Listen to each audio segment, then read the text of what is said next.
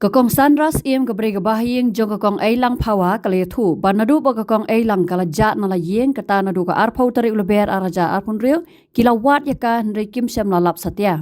Habaya Kren bat kilat pathai kubor hak Henry tarik uyayong araja arpun rio NEIGRIHMS kakong Sandra kaletu ba kakong Eilang kadi kebreu kabeduna hak kabor Ïohsngew bat kabam dalak baharu ban Kren bat kibreu. Kalitu ru banadu bakaja kilat persang banwat se Children Hospital bat kiwe ki jaka Henry Kim Sem lalap satya Henry deitat menta kasngi bagila yo jingtep balalap ya kamet yap jongka. Abakali kalau ong bakim Sem ladan kinu gijingtep bakal syak penyam dak bepenti kena bakamet yap kadai jongka kong Eilang. Ini para jo ini baklan ide iba sesyong bat ni cua idang kena kan di sesyong iba ye jungi.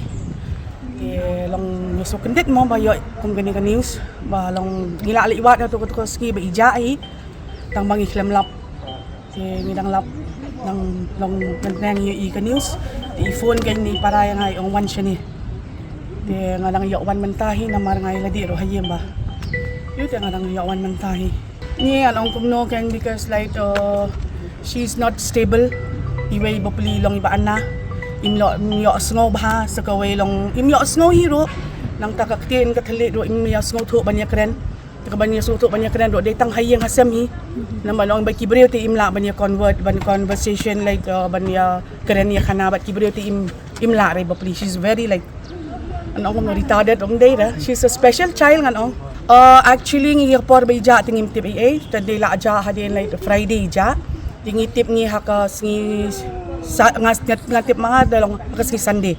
Di Sunday marsin tip hi ong ini para yung wano siya po lausip na maring ini liwat ba siya sa Children's Hospital. Tingil liwat ba siya takan.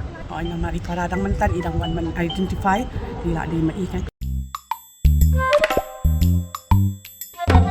Habatin pej bahagi kishap kashap plus F.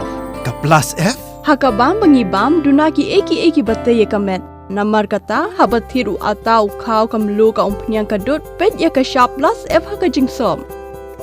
Yaki nutrient kum ki vitamin bat ka iron la icon diat bat ka bathau bha kam kta I ka dur jingki mar bam ka jing mat lani ka rukom shed yaki. Balehi panai kita. Kadon ka we ka jing mentoy ba kongsan. Ka kot ka kia. Ka nutrition ba khambha ka jing im ba khambha pendon kam daki mar ba modon ka sharp plus F menta kasni Lawan Ra Shafi Lingba ko office jong Commissionerate of Food Safety Meghalaya.